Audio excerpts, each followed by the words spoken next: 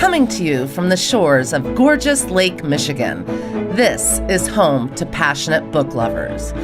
Hosting more than 270 acclaimed authors in 14 years, including best-selling novelists Geraldine Brooks, Ann Patchett, and Mitch Albom. We are live at the historic City Opera House in downtown Traverse City, Michigan. Welcome to the National Writers Series. Tonight, a conversation with true crime author Aphrodite Jones featuring her book, Levi's Eyes, with guest host Clark Bunting, former president and general manager of the Discovery Channel. The National Writers Series couldn't do this without our amazing audience, dedicated volunteers, and talented authors. I love NWS! We're also raising writers with Battle of the Books and free writing classes to 3rd through 12th grade students across the region. Thank you, NWS! A special thanks to our media partners, Interlochen Public Radio and the Traverse City Record Eagle. We'd also like to thank our other sponsors, including the Green Brick Foundation, Northgard Technology, Golden Fowler Furnishings, West Shore Bank, Ward and Mary Bevins Gillette, Cordia, and the Cherry Capital Airport. And now, NWS co-founder Doug Stanton will introduce tonight's event. Good evening, everybody. While we watch the slowest screen in America slowly rise to the heavens, are you ready for a little mystery tonight? Little murder? Before the evening is over, someone in this room is going to be, well, we'll have to see about that. My name is Doug Stanton. So glad to see all of you here. Over the 13 years, we've hosted 280 authors on this stage of all kinds from all parts of the, yes. And we're so pleased tonight to have Aphrodite Jones and Clark Bunting with us on this stage. There's a couple of things I want to tell you about, though. Next week, next Thursday, Ethan Cross will be here with his book, Chatter, The Voice in Our Head, Why It Matters and How to Harness It.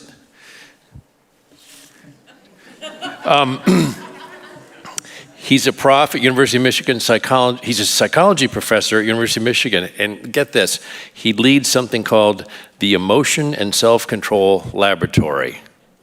I didn't know there was such a place. I think I'll go visit. Tonight, Aphrodite will be here to talk about her book, Levi's Eyes. She's been covering high-profile homicide for over 30 years.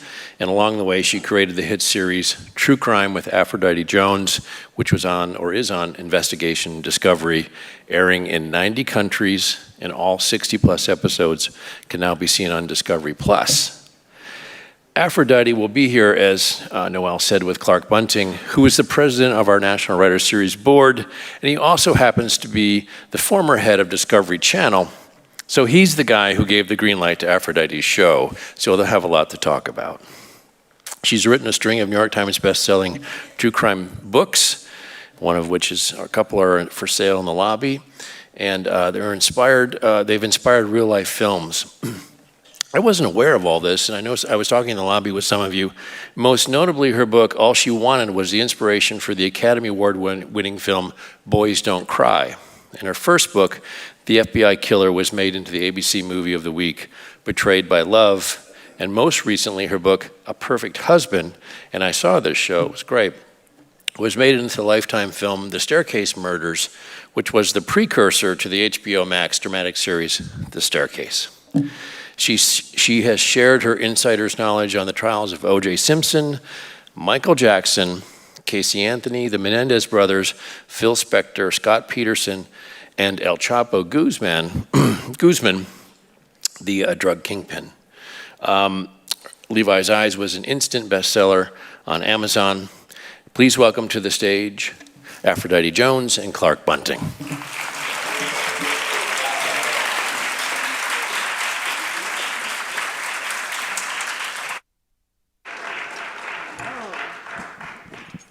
Good evening, Traverse City. How are you? Good. We're going to have an interesting evening tonight. Aphrodite, I think we'll start off with, she's going to read a little bit, so if folks who haven't read the book, you get a sense of her writing style, a little bit of the backstory on Levi.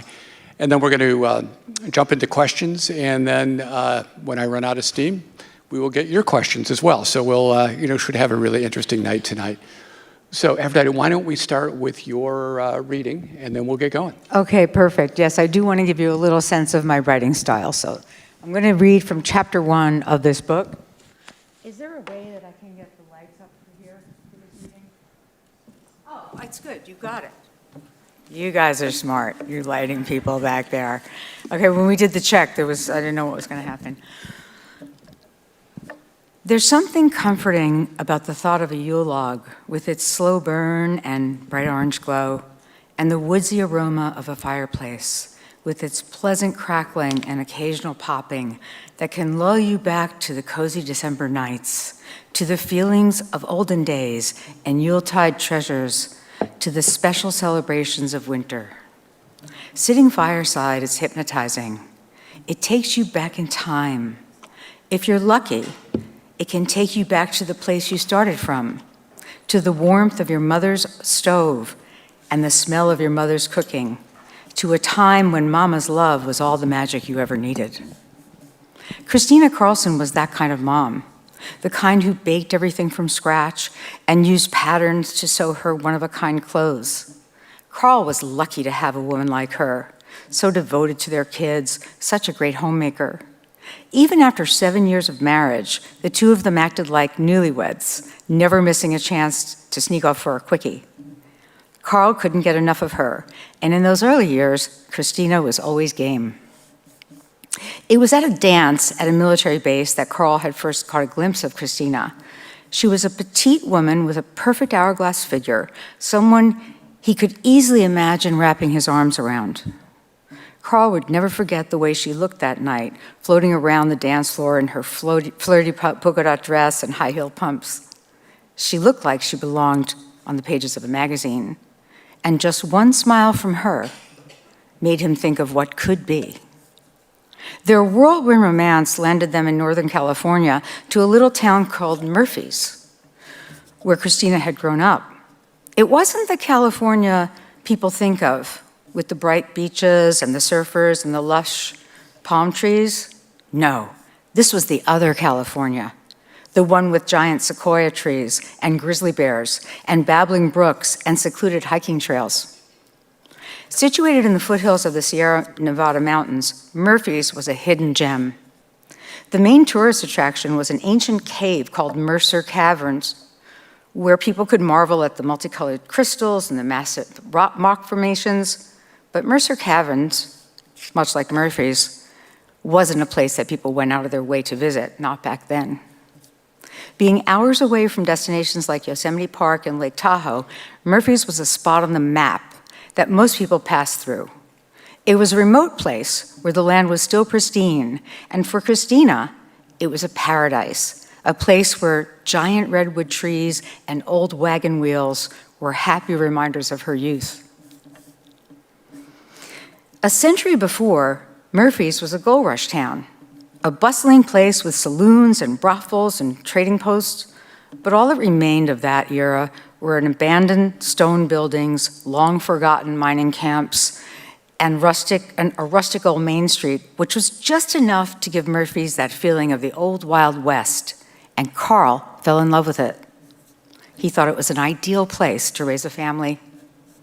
The Carlsons lived in a 100-year-old house, an odd-shaped structure that at the top of the hill that had once been a gold miner's chow hall. It was an isolated place on Pennsylvania Gulch Road, which had a dirt road leading up to it, a winding road that was narrow and steep. The house itself was in desperate need of renovating, but Carl made an arrangement with the landlord who let him fix up the place in lieu of paying rent. And that gave the young couple the extra cushion they needed for Aaron, Levi, and Katie, who at ages 4, 5, and 6 had ever-growing demands. It took them a few years, but Chris and Carl were able to improve the place and transition it into a home. Aside from the necessary repairs made to the roof and the main water lines, Carl replaced the tile floor in the bathroom, he created built-in closets, and wallpapered the kids' rooms. He'd become very house proud. As for Chris, she spent hours sanding and painting the main living room area without needing any help. And over time, she found just the right fabric to replace all the curtains in the house, except for the bathroom window, where it was more practical to hang a plastic bamboo shade. By the winter of 1990, Chris and Carl had successfully enmeshed themselves in the tight-knit community. The kids made friends at school. Chris connected with some of her cousins, and Carl was happy to be living an easier way of life, where the people were friendly and everyone looked after each other. As the breadwinner, Carl had a good income working with Christina's dad, Art, who'd made Carl a partner in his sheet metal business. And the two of them got along famously. Art being an easygoing man who trusted Carl implicitly. It was a good relationship. The Carlsons had no complaints. For them, life was as good as it could get. As Christmas approached that year, Chris went to special lengths, more than usual, to deck the house out with angels and handcrafted ornaments, stretching out the Christmas spirit with the cinnamon-scented candles and homemade spiced cider. Christmas was especially precious to her that year because Aaron was about to turn 7, and she knew it would only be a matter of time before Aaron would start asking questions. There was only a short window before the myth of Santa would end, before the notion of Santa would only be a pretense. As always, the kids were eager to help their parents put up the Christmas tree. And the three of them watched impatiently while their father adjusted the tree's position and strung up the lights, placing the silver star squarely on top. The kids delighted in helping their mother hang bright red and silver ornaments, and then watched her finish trimming it with silver tinsel, placing each strand on separately, making sure the tree looked just so.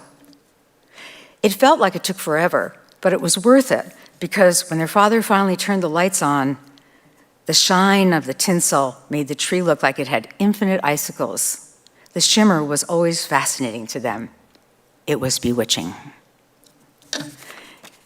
Now, just so you know, that Christmas tree is going to burn down in the very few chapters to follow.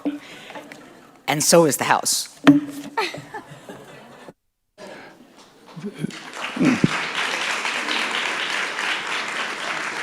Is my mic on? Hello? Oh. These are not the most uplifting stories. We don't have happy endings in many of these. Aphrodite, give us a little overview of your backstory, where you went to school, where you grew up, your journey into writing about crime, and in my opinion, the most important thing is 2 appearances on Match Game 78. Oh my God. I want to hear about Gene One Rayburn. appearance on Match Game. Oh my God, that's too much. You found that, didn't you? Okay, so I always wanted to be an actress. I always wanted to be in television or film, and so when I went out to UCLA, which is where I graduated undergrad, I did try out for the Match Game, and they picked me, so I was on there. I didn't win it, but it was the beginning of a pseudo-television career, I guess, at 19. As it happens, and by the way, my name is a real name. My grandmother was Aphrodite, and my father's last name is Jones. But my parents died when I was young to get into how I wound up in this field. Again, I thought I was going to be in the world of glamour, acting, and then I started chronicling the evolution of cable television in the early 80s, thinking, I'm going to be in this world. Well, I wound up teaching at a small college in eastern Kentucky. And while there, I was also doing radio broadcasting because, again, I always wanted to be in that field, so I'm kind of juggling things. And so I was at NYU. I did the PhD program to give you my educational background after UCLA, and they wouldn't stamp me out with my dissertation. Did all the work, everything, coursework, exams, everything. They wouldn't stamp me out. They kept making me rewrite this dissertation for 5 years. 5 years. And no matter what I did, it wasn't good enough. Now, I had gone to Kentucky so I could learn a living while I'm writing the dissertation. And I realized this isn't happening with these people. So I wrote my first book because Susan Daniel Smith was considered a nobody, a hillbilly. and now had been living there for a couple of years. And this FBI agent who killed her was above the law. And so when he copped to a manslaughter plea, the first time in history that an FBI agent ever went to prison for murder, I'm like, where's the news? You know, I'd been covering this stuff already for some time prior to that. Where's anybody? The CNN, Newsweek, something, nobody was there. So just to give you a sense of what true crime has become since then in 1989, you know, it's quite a different world. So to answer your question, I got into this because I cared about this woman who was considered a hillbilly, who nobody cared about. And I wanted people to know that story because she mattered. And the book was dedicated to Susan Daniel Smith. And, you know, that's important to me. Mm-hmm. You've written 8 books. I mean, that's quite a body of... 8 before Levi's, yeah 9. That's 9 books now. I mean, that's a lot of writing. And you were really at the forefront of procedural nonfiction crime. I mean, you were one of the innovators. You're one of the people who has literally led that whole area. Give us, if you would, a quick synopsis of Levi's Eyes, the overview of the story. And then secondly, what brought you to Levi's story? What was it about his story that you said, I got to write about this? Okay, so quick synopsis is Levi was killed by his father, who dropped a 3-ton truck on him while he was under the truck on a wobbly jack, supposedly helping his father. He was helping his father, but that's not what it was about.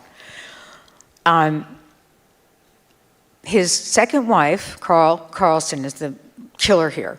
Second wife has had a child with him. She's been raising, he had a fire in California. And in that house, you know, the one that was with the chow hall that they lived in and fixed up, that house went on fire, and he was able to rescue his 3 children out of there, but he couldn't get to Christina. But he came back to New York as a hero with his 3 kids and meets the second wife, and she thinks he's the greatest thing since sliced bread. She wants to take care of children. She takes care of his children, and they have a child together. Years later, she starts to figure out something's really wrong here. Their stables had burned, and horses of theirs had burned, and he had collected insurance money from it. And he had collected a lot of insurance money from Levi's death. And she can't bring herself to believe this, but eventually she does. And because she goes to a private investigator who says, hey, he's got life insurance, death benefits on accounts, annuities with your name on it. You could be worth $1.2 million to him if you're dead. So now she's worried about her son, she's worried about herself, she's sleeping with the killer. Now, how I came to this story, I covered it for the show on ID after he admitted to leaving his son to die under that truck. That's what he admitted to. He was put in prison for 25 years in New York.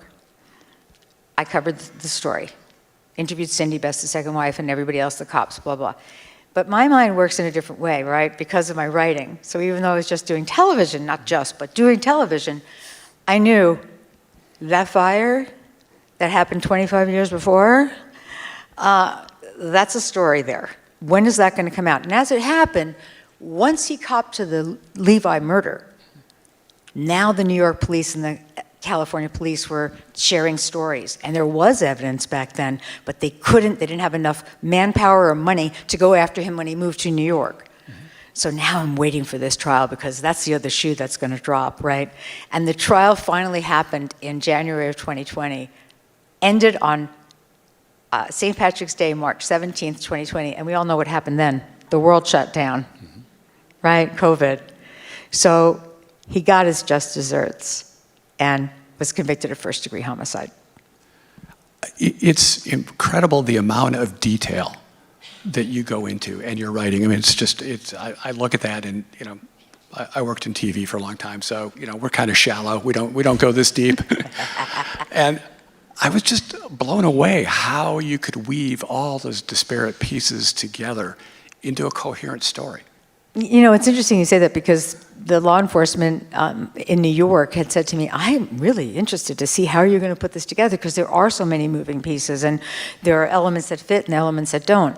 But at the end of the day, my goal and focus is always to find a lesson in the story and I know I'm there for the right reason, to bring light to a dark situation in order that we can try to make this world a safer place. I mean, I've had high goals about that in writing 2 books about teen violence, where I thought, people are gonna notice their kids and start paying attention, but no, that was before Columbine.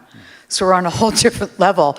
But it's still my goal to do that, Clark. So my answer to you is this: as hard as it is, and it took me 4 years, this book, and I had a mountain of evidence to go through, with that in mind, knowing that there's something good that will come out of this, I go forward. Okay.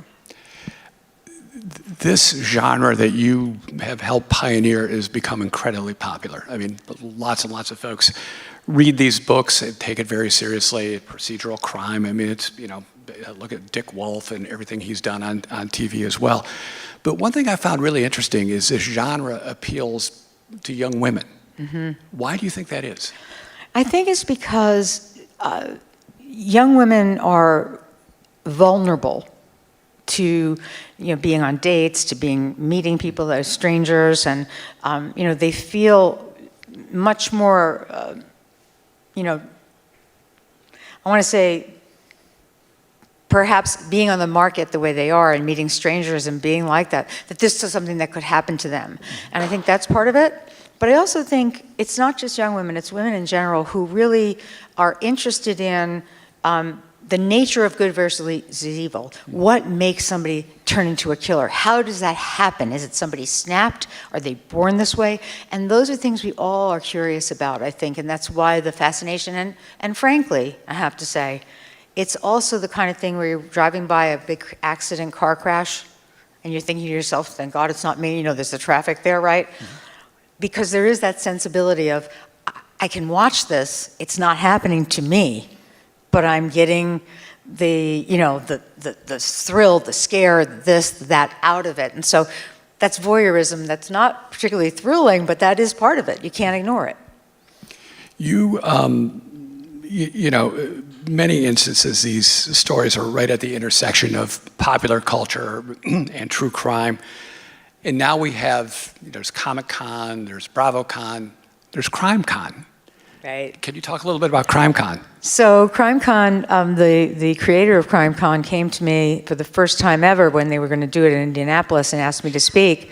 And I was the featured speaker at it, and Nancy Grace was there, and a couple others, Josh Mankiewicz. But it was smaller, and it was good. It was really interesting. They had some DAs, the DA from the case Making a Murderer, who was there, very controversial, etc. And then I never had anything to do with it again, not because I didn't want to, but because I didn't know what it was going to really be. Well, this year I went for the first time since back in 2017 when I went, and I was there to talk about Michael Peterson, which is the staircase, which it has just taken over internationally, this story, it's crazy. And I was there to show that this man is a killer. You do not believe the documentary on Netflix, which pretends that he's not, and pretends that you're getting all the information when you are not, because all the evidence was left out, strangely. Mm-hmm. And I was there to present the evidence. And talk for a moment about what the lawyers were putting forward as a defense for him, which is mind-boggling. Right, it is crazy. Okay, so it wasn't the lawyers put this forward. The lawyers poo-pooed it initially, but now they've embraced it, the defense attorneys, which is, to me, unbelievable. So here's the thing. The next-door neighbor to Michael Peterson, this was a very wealthy neighborhood, mansions. Peterson lived in a mansion. His wife fell down the stairs in this mansion and died. So the next-door neighbor, who had grown up in the house next door and then inherited from his family and never left that house and that whole anti-Southern wonderful charm, chintz curtains kind of place, came up with a theory that owls are in their woods. And an owl attacked Kathleen in the front of the house while she was putting out Christmas decorations, and she ran into the house and went up the stairs and fell back because she was shaking her head like this, and that's how the blood got spattered all over the stairwell, and it was an owl. It was an owl attack. When I first did this show, and And Clark was the big kahuna that was the head of the network. And I did the Michael Peterson episode in the first season. I actually was brought by those producers to interview. The first interview was the next door neighbor with the owl. I'm sitting there with the guy who's got owl talons and mounted other, falcons and whatever. I was saying to myself, are you kidding me? Like, I'm supposed to really have a serious face with this guy? I couldn't believe it. And at the time, I also interviewed Michael Peterson, who was behind bars for life without parole, and he had nothing. He had lost all his appeals, so he had nothing to lose. He knew I'd written the book, wrote the book about it, and A Perfect Husband. And he knew that, but he didn't care at this point. And I asked him about the owl. No, he laughed at it, right? But now, all of a sudden, because on the internet and the social medias, and everybody wants to believe, there were microscopic feathers in her hair, and they're owl feathers. And I tell people, did you ever sleep on a down pillow? Because I do, and I have to always occasionally brush my brush out because there's little fuzzies in there that came from what comes through the pillow. But it's interesting to me that people want to believe this. It's bizarre. They want to argue with me about it. I was invited onto a stage, Clark, to have the argument with the guy who came up with this theory in front of a whole audience. I thought, no. I would like to see Barred Owl Smackdown. Yeah, and that lawyer had the audacity to go, David Rudolph, to go around the country and to other countries and talk about the unjust system we have in the Justice Department here in America, and used the owl. And I went to see it because he came to New York, and I had to go. I hid in the background because I know he knows me, right? And I'm thinking to myself, is this guy going to go here? Because he didn't in the court. You're not going there in a court of law. Didn't happen. And sure enough, what was the big question everybody had when they came to question answers? I had written down, what about the owl? Well, that was the only question. So he had a whole presentation with photos and live things going around, videos of owls. And you look up Kathleen, you look up somebody killed by an owl. There's one name that comes up. It's Kathleen Peterson. And guess what? Somebody else fell down the stairs in this guy's life in Germany who died. So I guess there's a German owl too. Your research is impeccable, and the amount of stuff that you sift through: police reports, photos, insurance claims, witness statements, depositions, court transcripts. I mean, it is just, to me, that's overwhelming amount of information. How do you assemble the story? How do you put something like this together once you've got, thousands of pages of documents? Right. So it is daunting, I have to say, when you're collecting it. This is not a novel. It's real life. And so you can't just make stuff up. You really have to go with the facts. But at the same time, you want to engage the reader, which is why I read you that first chapter, so you understand that you're still creating a setting. Truman Capote did this. He's a teacher of mine, right? I mean, not really, yeah. But in my, my dreams. You have to be able to create the characters and form this apart from the facts, so that you're incorporating all of those facts but still telling a story and making it like a novel and bringing those characters to life and breathing life into the victims.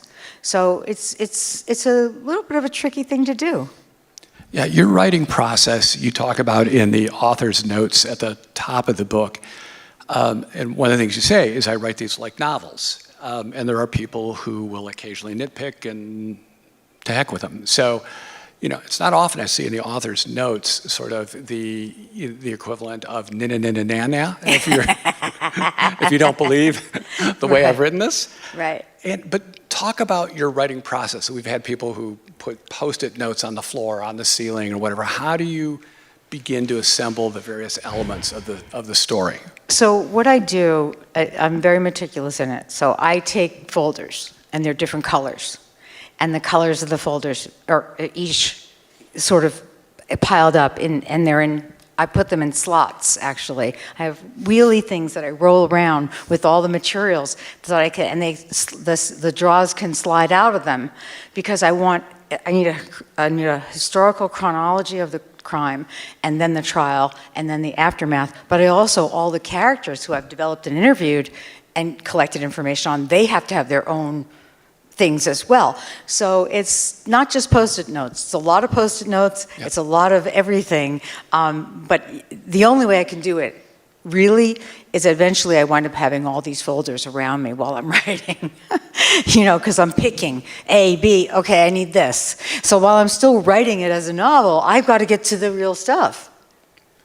Do you wake up in the morning and say, I'm going to write from 8 a.m. until 2 p.m. with my lucky coffee cup? I mean, we've had people who were extraordinarily disciplined in how they did it. And other folks were, 2,000, 3,000 words come to me, and I bank it out, and that's what they do. Well, one of my icons is Hemingway. And I wrote my dissertation on Hemingway, I wrote my master's thesis on Hemingway. And Hemingway had a kind of rule that, you only worked X amount of time in the morning, and then that was it, because your mind will just start to go. I didn't do that initially. I was writing morning to night. And after my second book, when I really was frazzled and thought that I could not bear this anymore, I realized I will write from, say, 9 to 5, which is a long day of writing, but never after 5 o'clock and never on weekends. So I kind of made that rule so I have a separate life. And, sometimes I can only write until 3 or 4 in the afternoon, which is still a lot of writing. It's tremendous effort to do it. But I had to distance myself from it because, again, it's a dark topic. And let's talk a little bit about your characters. I mean, beyond the incredible amount of paper and stuff you're reading and all these transcripts and everything, people talk to you.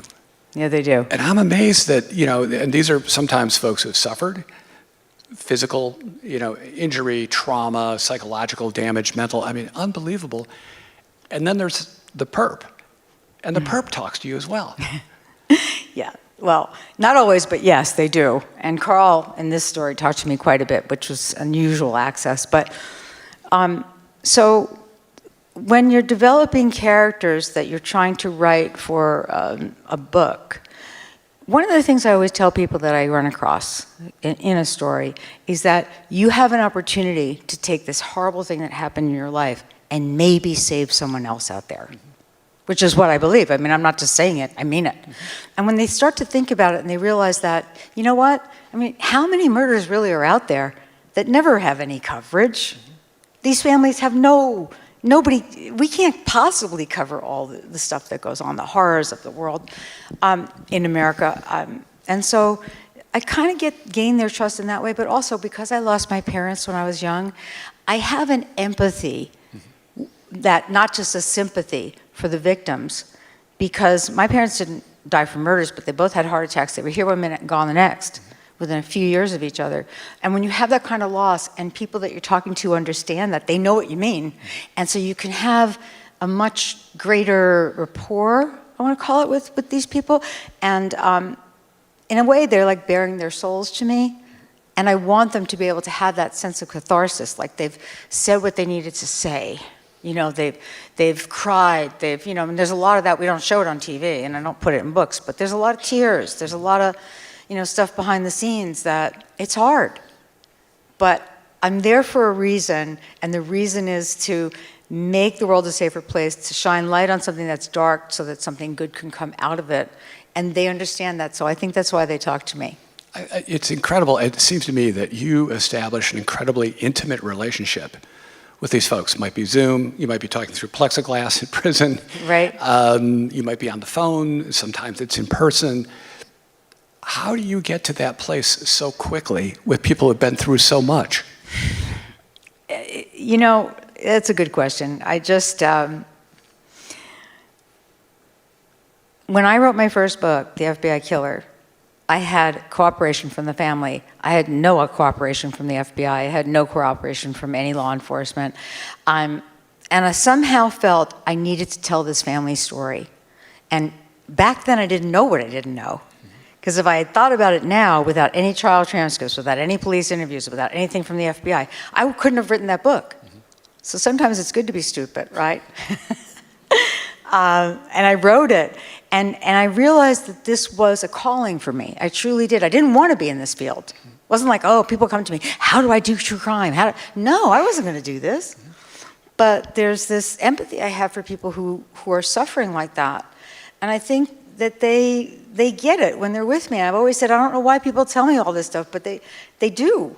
And I'm also good at pulling out the strangeness of a killer, you know. There's a little eensy-weensy spider that you have to play. You're kind of creeping me out here. They're creepy. They are creepy. Do you stay in touch with any of these folks? Do you email, call, or any of the characters? Do you have an ongoing relationship after the book is published? Yes, and again, these are not characters. I create them into characters, but these are real people. Yeah. So I do have a relationship with a number of them, but I will say this too, is that oftentimes somebody who's been involved in it, they're done with it. You know what I mean? They don't want to continue talking about, and you notice in today's world with true crime being so big, so many shows are covering the same story. Mm-hmm. The Carlson story has been covered by 2020, Dateline, my show, Oxygen, blah, blah, blah.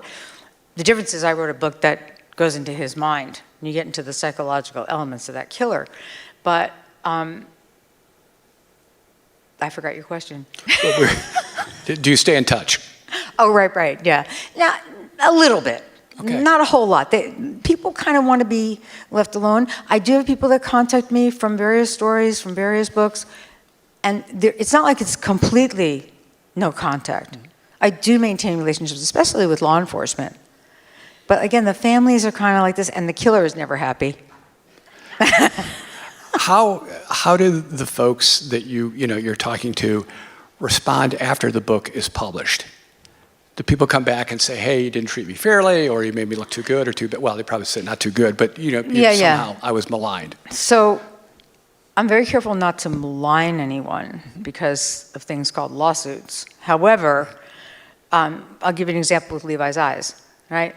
Everybody thought that I was telling this story kind of in the way that people knew it in the media and in the newspapers, etc. And those who I interviewed thought that I was going to present Cindy Carlson as this monster because his second wife collected money from that insurance and she was the monster. But the truth was her story had never been told. She was not a monster. In fact, she's the one who wore a wire and no justice would have been for anybody without her. And so the people I interviewed that were on the opposite side of this, I didn't let them know that I'm making Cindy Carlson the main character here. And when the book came out, a number of them were writing, oh, I'm so excited, can't wait, blah, blah, blah, blah.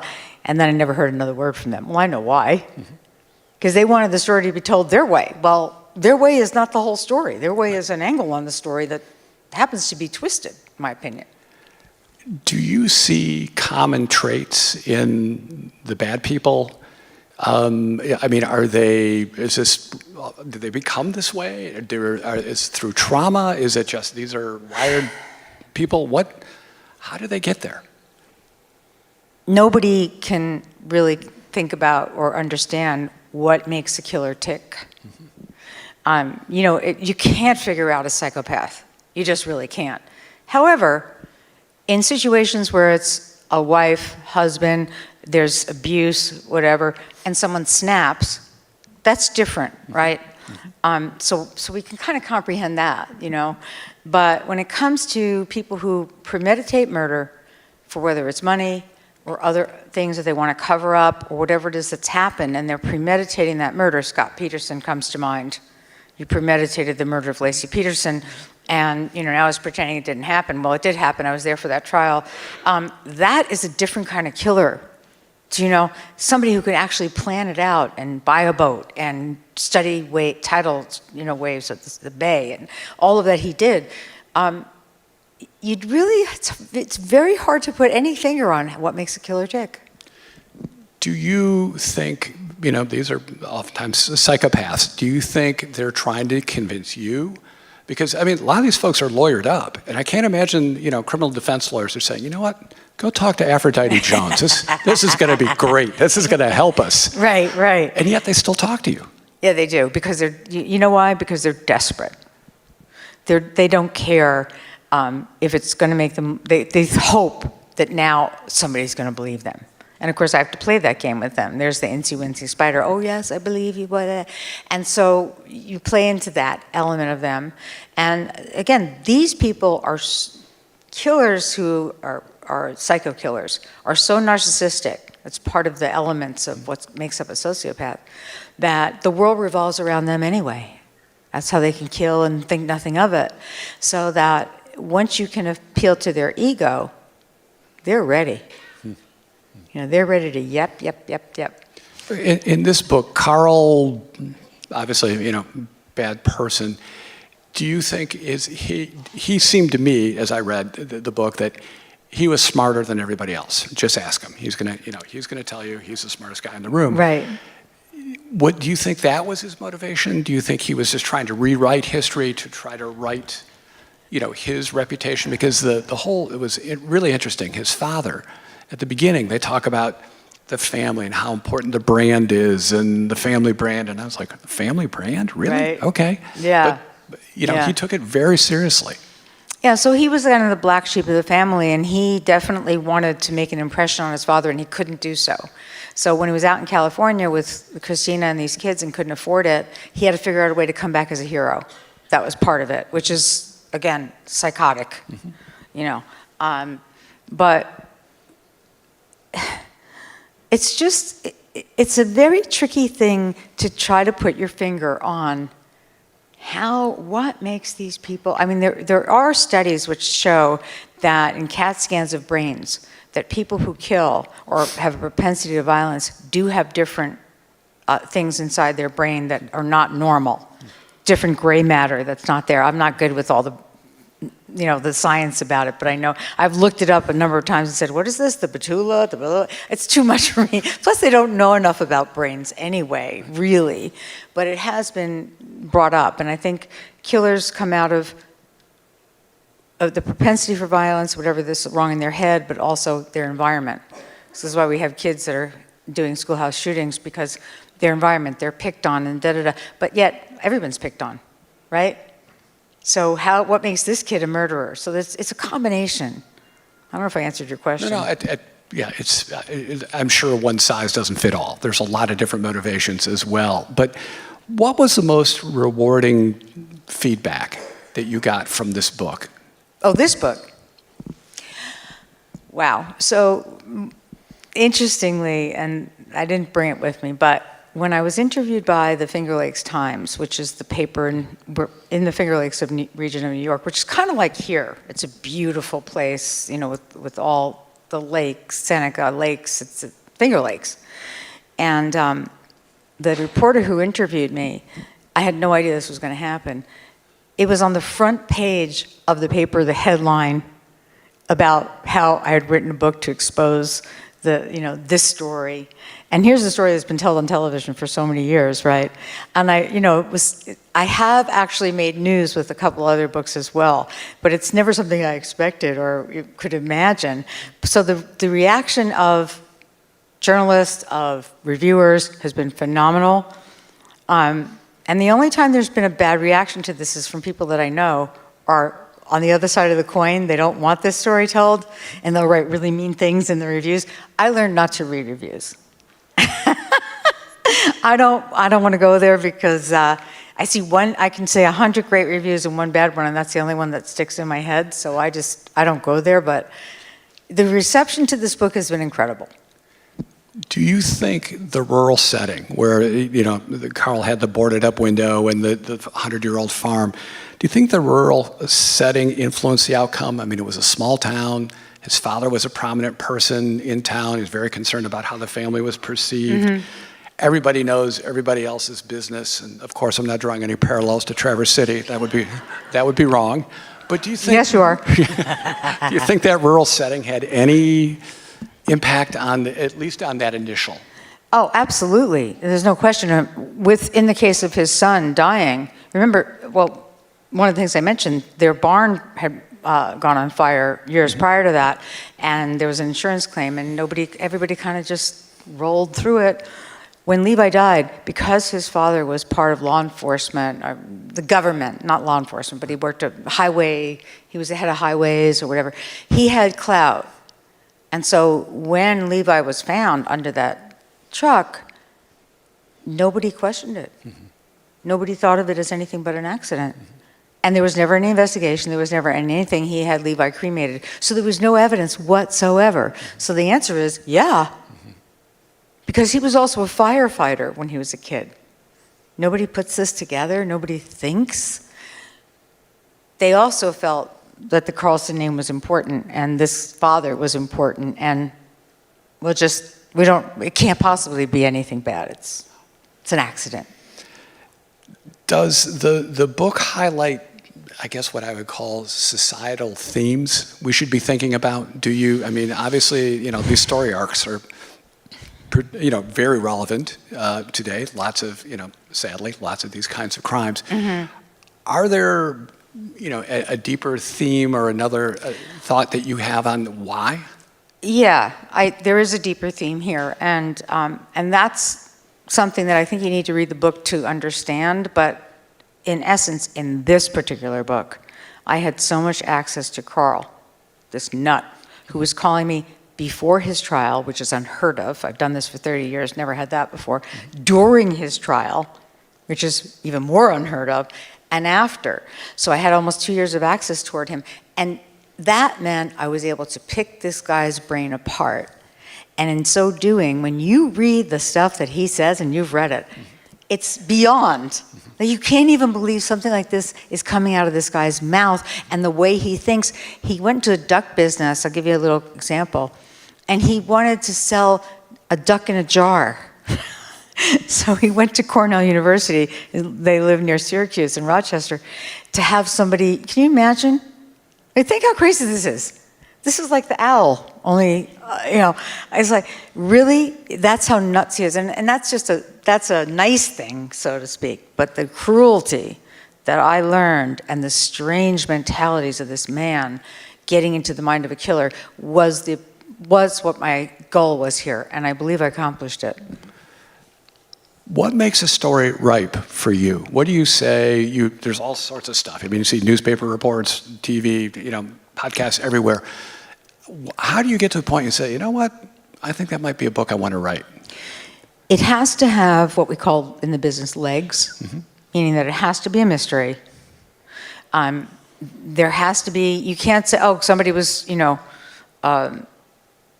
killed by the husband, they were in a divorce, and that's the end of the story. I know people make big deals of those stories now, but that's not for a book. A book has to have way more to it than it's just for the money or it's just for we're getting a divorce, whatever. So it's very, for me, I'm very choosy about what I'm going to do because I know the amount of work I have to put into it. I know I have to go live in the place where it happened. I know that it's a chunk of my life, and I can't afford to just pick any old story. I have to be very diligent, but at the same time, I guess I'm lucky. A little bit. It's incredible. The stories that, particularly in this one, Levi's Eyes, as I said before, these are not happy endings. And you live this. You're immersed in this. How do you cope? So I have two lives. I have the public persona life, and then I have my other life where I have a husband and a stepson and grandkids and, fun, and we have a boat, we live on the water, and we have a place in Florida. I have a whole life that nobody knows about. I'm telling you guys, I guess it's going to be online now, but I kind of keep that world separate so that I can function. Because if I were to take all this dark information and really continue to live it, I would commit suicide. At one point, I got kind of suicidal with one of the stories I wrote. And it was, in those times where I realized, no. You are here for a reason. You have a purpose. Understand what your path is, and then understand you need to have a life too. What was your hardest story to tell? You're talking about, this gets in your head. I can't imagine. I'd be in therapy in about 2 days, and I don't know how you do this. So the hardest story to tell, I have brought a couple of copies of it out there. It's called Cruel Sacrifice, and it's about 4 teenage girls who, because of a lesbian love triangle with a 12-year-old, which is bizarre, and this happened in the early 90s when it was like, this doesn't even exist, who knew about this? They tortured, terrorized, sodomized, raped, and ultimately killed a 12-year-old child by burning her alive. And that was the book that made me want to not live anymore. Right. Because that's a story that's so horrific. However, there's a backstory, and that's what I was telling. And the backstory of those teens, two of whom had, one was a psycho, the other had a reason, and you find out what that backstory is. And that book became a huge New York Times bestseller, and still to this day, I mean, people, they can't get enough of that book. If you can get through the first 30 pages, which is where the crime is happening, that's definitely the hardest story I've ever written, no question about it. And even to this day, if I think of it, if I think of the trunk that this child was in, trying to claw her way through, because in the old days you could, the speakers, and I see that stuff. I'm with the police. They show me the evidence. I do that. So I'm there with them. They show me the inside. They open the trunk, and I could smell the blood still, even though you could, see it dried up, and where she's trying to crawl out of there. Those are things that I never want anybody to have to see. I wish I never had to see, but it's part of it. And you have this unique gift of getting inside of people's heads. They're very sick people. Yet you have the ability to come out and write about it and tell people a bigger story with more themes and more reasons why you do what you do. What part of that says to you today, you've been doing this a while now, you've been doing this a couple decades, what part of that to you says, okay, that's a good day? What does a good day look like? So a good day obviously is when somebody's confessing to me whatever they're saying. But for me, the best day is when I've had a good day of writing. When I know that what I wrote in that particular chapter is exactly as I need it to be. And that takes me probably 20 rewrites on just a few pages. So it's a good day is when I get through one chapter. Wow. And is that 2,000 words, 4,000 words? Or I've started writing books with shorter chapters. This book has 100 chapters, which is unheard of, but because, the minds, the pea brains we all have because of internet, because of TikTok and whatever, nobody has, you've got to find a way to make it short. Stephen King gave this advice. Short paragraphs, short chapters, cliffhangers, So I learned to take his advice, but yeah. A good day is when I've been able to get through one chapter, whatever the length of it is. I can do 10 pages, I can do, 15 pages, whatever it is. But if I can get through 10 pages a day, which is typically what boils into a chapter, and get it to where I need it to be, then that was a great day. You obviously are talking to some, very sick people, and some of those people come out. And I can imagine they're not terribly happy about what you have written about them. Right. Do you worry about your personal safety? I do. And I actually have spent a lot of time couching myself as much as possible. And my, people surrounding me, the family around me, I've couched it deliberately because I don't want anybody else to be fall prey to somebody who's angry and comes out. And, people, I'm actually working on something right now that's going to talk about the Aryan Brotherhood, which is a prison gang. And as I'm working on it, I'm thinking to myself, are you really going to do this? Because prison gangs have friends on the outside, and they may not want to be exposed. And that's not going to be good for you. But I've got to tell the story. I have the story. I can't not tell the story. So, yes, I have to protect myself. And yes, I do things so that I'm couched a little bit as much as possible. But with the internet the way it is, if somebody wants to find you these days, yikes. I'll find you. Yeah. Let's pivot over a little more on something different. We oftentimes we don't talk about is the business of publishing. And most of the folks we talk to are at big publishing houses in New York. You self-publish. Right. So to be clear, my first books were published by Kensington Publishing, and then I moved over to Simon & Schuster, a number of books published there, and then I moved over to HarperCollins. And ultimately, when I was writing a book about Michael Jackson, which is a trial which I covered, I was going to write, and I did write a book that exposed the media. This is before there was any social media. This is 20 years ago almost. 2005 was when that trial happened. There was no social media. We all had BlackBerrys. We didn't have iPhones, okay?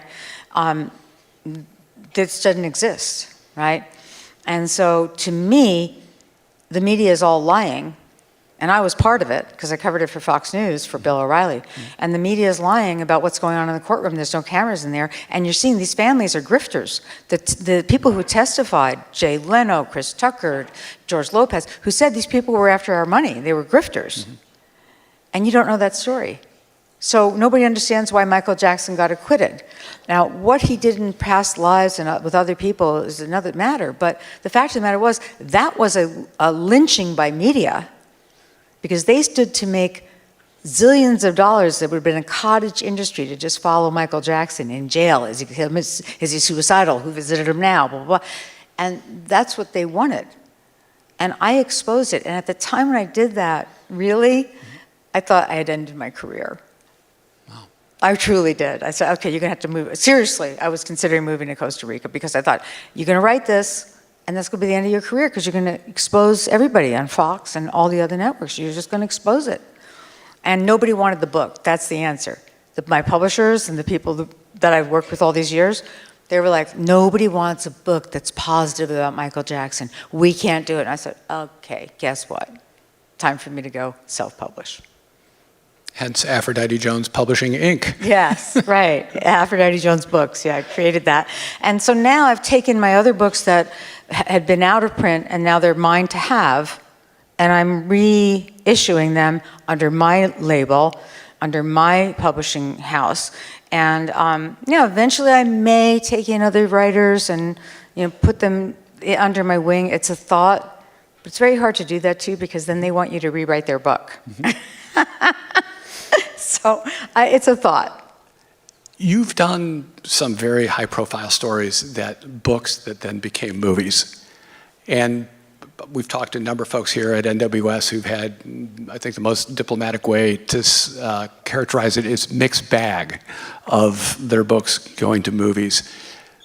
I know your experience was not always positive, but how did you feel about the book becoming a movie, and what the final product was? Yeah. Was it worth it? Was it a bad idea?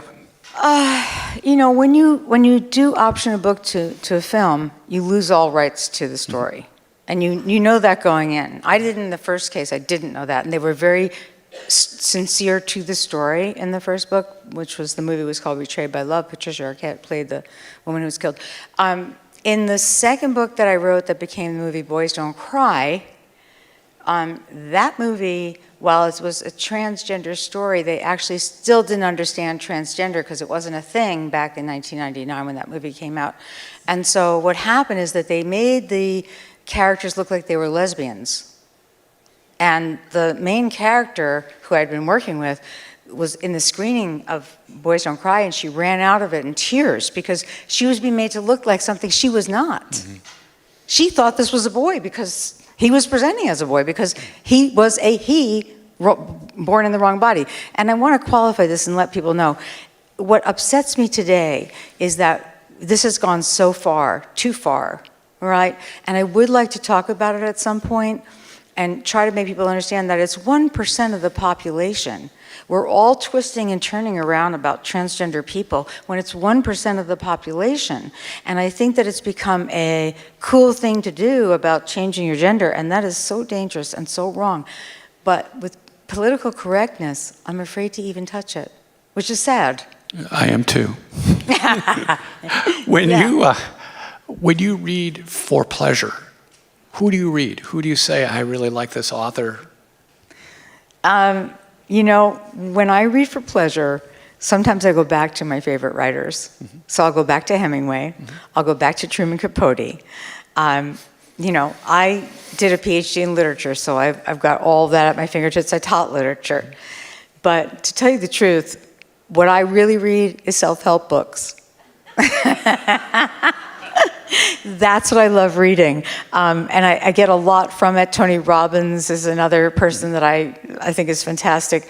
And he taught a class where he said, I spent a year reading, 400 true self-help books before I started. I thought, really, I don't think I can do that. But I do pick up a different self-help book every other week or so. And then I'll go back to certain ones and read them over and over again, because I don't think you can ever get enough of trying to understand yourself, and trying to better yourself. Is there anybody in your genre that you say, that person is just killing it? Sorry, poor choice of words. That person is really doing a good job. Yeah, so Greg Olson is somebody who, I really respect and admire, and Caitlin Rother, and these are two people I know. We've given blurbs to each other over the years. Those two are incredible true crime authors. But the real queen of the genre is Ann Rule, who's no longer with us. When anybody says your books are like Ann Rule, I think, thank you, God, thank you, thank you, thank you. So, yeah. And if you weren't writing crime books, what would you write? I started off writing a series of fictional stories. And what you learn from Hemingway and all the studying I did is that you write what you know. So you take a real life story that you lived, something you lived through, and you find a way to fictionalize it. So I do have that ability, and I do believe that at some point I will let go of true crime, and I have so many lives that I've lived, that other life with the, fun entails a lot of people that it's pretty crazy. And so, there are stories I really want to tell. I could do Housewives of Fort Lauderdale all day long. It's just I'll never have a friend again. But there's so many versions of that. The household I grew up in with my parents has always been one I've wanted to tell. These are things that eventually I think I will do, but what has happened is nobody wants to read anything from me other than true crime. So it's kind of a strange catch-22 I'm in, but then again, I don't have to be in the catch-22 because I can publish my own thing. Right. So, fair point. So there you have it.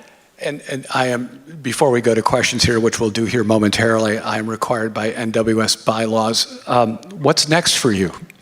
Oh my God, what is next?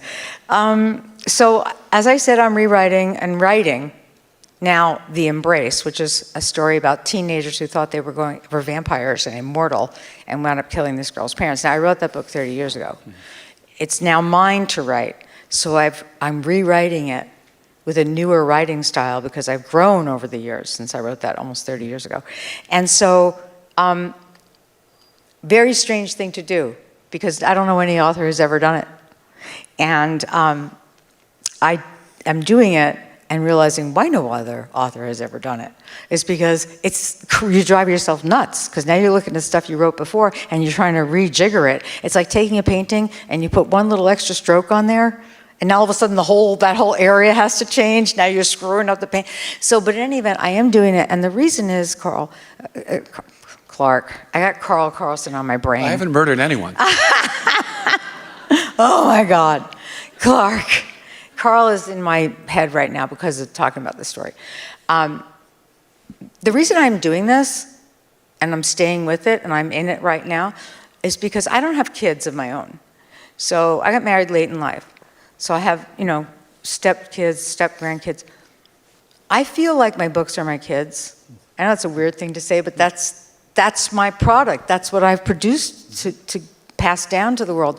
And since there's so many people who want to write and want to learn this genre in particular, I thought, you know what, this is an opportunity for me to take a story and write it anew, and then it already exists as the original, and they could see the new edition, and if they wanted to, they could see how you can craft something and learn something from it. So I don't know if that'll really happen, but I want to leave it behind there. I want to leave it for those who would like to do something like that. So that's what I'm in the midst of right now, and it's tough.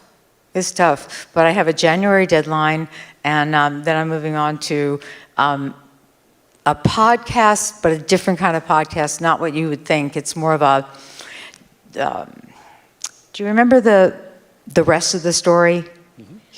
Yeah. Yeah, I mean, a lot of people wouldn't know that. Young people wouldn't know that. I'm old. Yeah, I got it. Yeah, I love that style that he has. And I feel I can do that with the various crimes that are out there, because there is always the rest of the story that people don't know, and I know how to get there. So that's kind of my plan for moving on into 2025. And that'll be podcast or? Yeah, it's going to be, but I'm not doing it on air. I'm not doing with cameras. I'm not doing, and it'll be short. You know, if you remember that, it wasn't very long what Paul Harvey would do. It was short. Yeah. And so that's sort of the idea at the moment. I think that's, you know, as a former suit, I think that makes a lot of sense. That's a great idea. Why don't we, let's go to questions. If we could bring the lights up a little bit, and I think we have a couple microphones that people can get to, and if you need a hand or you're not mobile, we have somebody can bring a mic to you. No questions? Nobody wants to know how to kill somebody and get away with it? Hi. Did NYU ever confer your PhD? Nope. Nope. A PhD is a doctor of philosophy, right? And so when I left, they called it ABD, all but dissertation. But nobody knows those letters. It doesn't mean anything to anyone. And what they do by rote is they issue a master's of philosophy at some point, which is what they did. And I'm like, okay, fine, whatever. I just wanted to read the books. I didn't really want the PhD. Well, what I found that worked was either the career or making a large donation. Love it.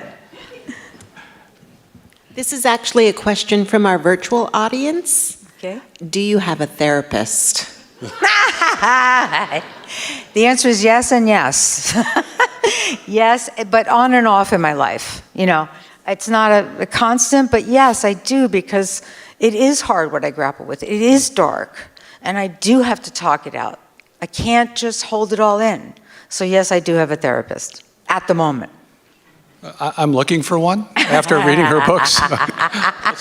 Let's go over here. Thank you.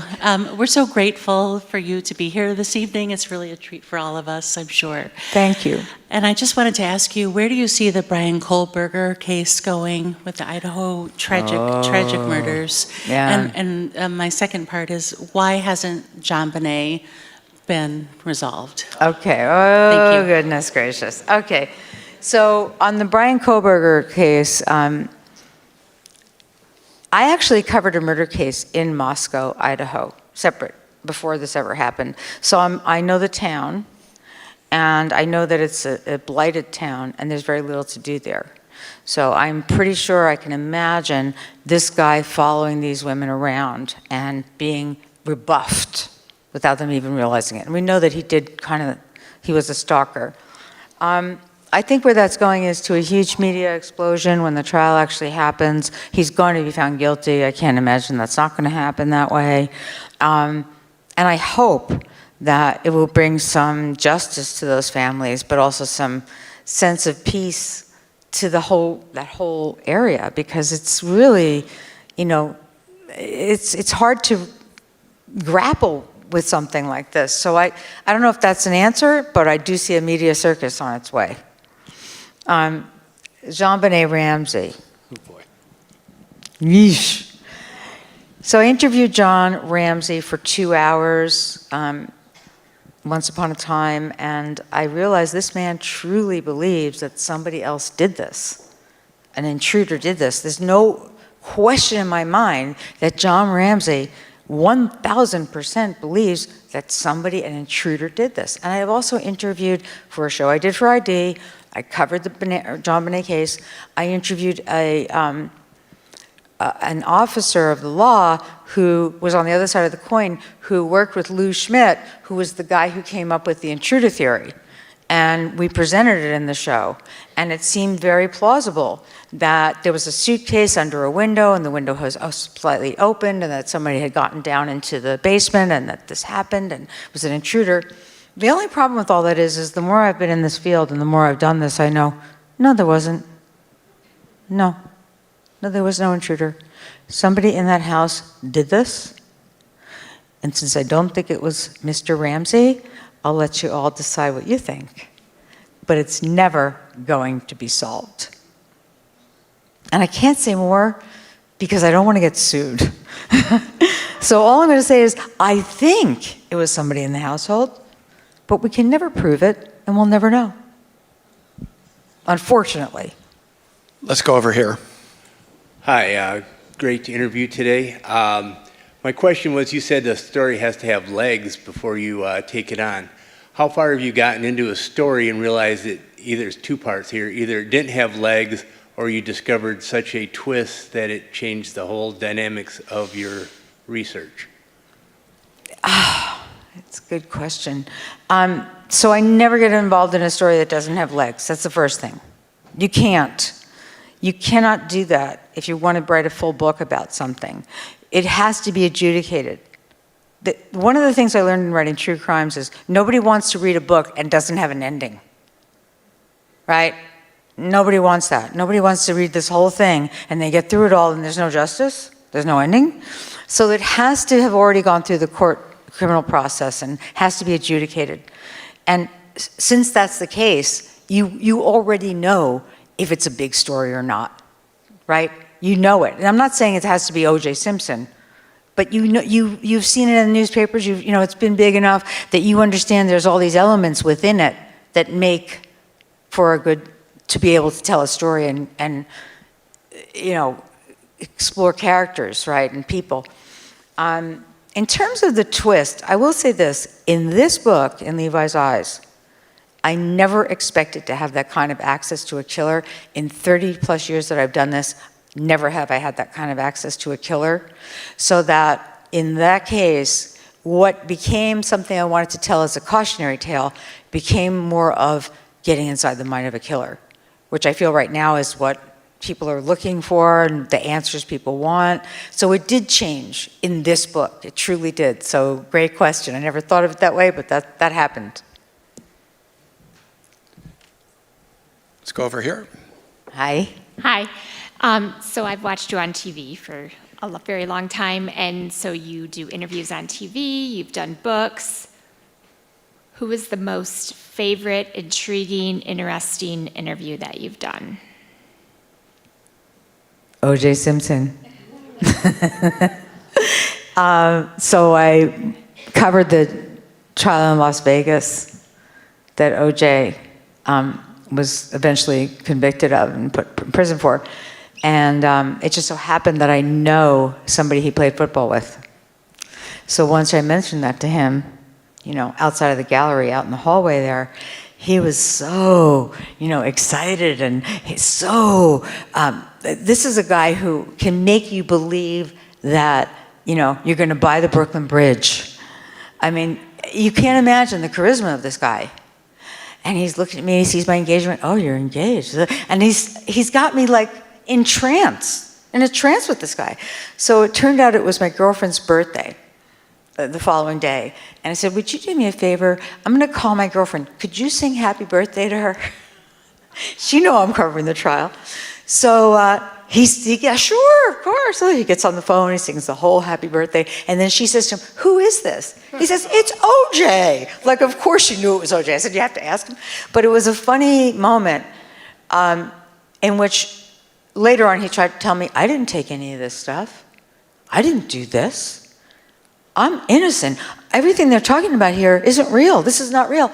And the satisfaction that I got to watch him and his face when he was convicted, and it just so happened the courtroom was very full. So the media were put in the jury box for the actual sentencing. It was weird, but that's what happened. And so I'm sitting in that jury box looking at his face going, you think you're cool, but you ain't cool because you're going bye-bye. Yeah. So I think that would probably be at the top of it. And then is there a story or a person that you haven't interviewed or told that you would just love that chance to? Yeah, that's a hard question. Maybe Jodi Arias. Maybe. Another one is the Gilgo Beach killer's wife. I would love to get to her. I covered the BTK killer in Wichita, the bind, torture, kill serial murderer, who I was at the sentencing for that.